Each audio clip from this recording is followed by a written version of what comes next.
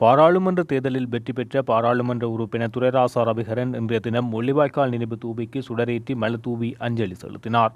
நேற்றைய தினம் இடம்பெற்ற பாராளுமன்ற தேர்தலில் வன்னி தேர்தல் தொகுதியில் தமிழரசு கட்சி சார்பாக போட்டியிட்டு மக்களின் அமோக ஆதரவுடன் பாராளுமன்ற உறுப்பினராக தெரிவு செய்யப்பட்ட பாராளுமன்ற உறுப்பினர் துரைராசா ரவிகரன் இன்று காலை 11:15 மணியளவில் இறுதிப்போரில் உயிரிழந்த மக்கள் நினைவான முள்ளிவாய்க்கால் நினைவு தூபிக்கு சென்று போரில் உயிரிழந்த மக்களுக்காக வணக்கம் செலுத்தினார்.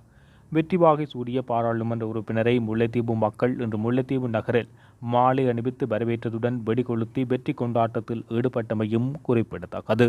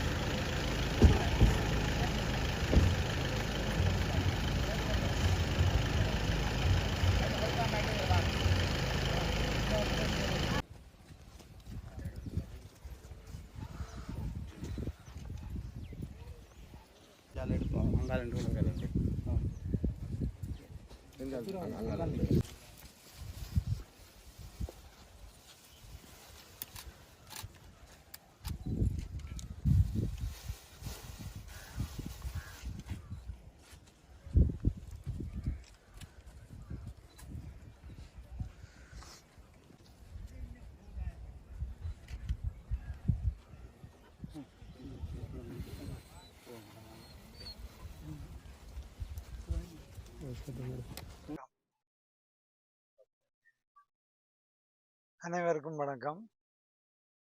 2024 ஆண்டு பொது தேர்தலில் வன்னி மாவட்ட பாராளுமன்ற உறுப்பினராக நான் தெரிவு செய்யப்பட்டிருக்கின்றேன். அந்த வகையில் முள்ளிவாய்க்கால் நினைவு தூபியில் வந்து இன்று அஞ்சலியை செலுத்திவிட்டு எமது உறவுகளுக்கான அஞ்சலியை செலுத்திவிட்டு எனது பணிகளை தொடங்க இருக்கின்றேன். நிச்சயமாக எனது கொள்கைகளின்படி இந்த மக்களோடு சார்ந்த பணிகளை நான் தொடர்ந்து செய்வேன் என்பதை உறுதி கூறுகின்றேன். இந்த இடத்திலே எனது பணி தொடரும் என்பதை தெரிவித்துக் கொள்ள விரும்புகிறேன்.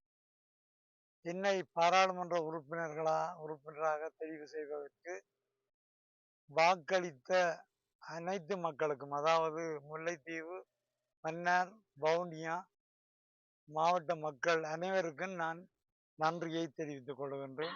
நிச்சயமாக உங்களுடைய எதிர்பார்ப்புகள் வீண் போகாத அளவில் என்னால் இயலக்கூடிய வகையில் உங்களுக்கான பணியை நான் ஆற்றுவேன் என்பதை தெரிவித்துக் கொள்கின்றேன்.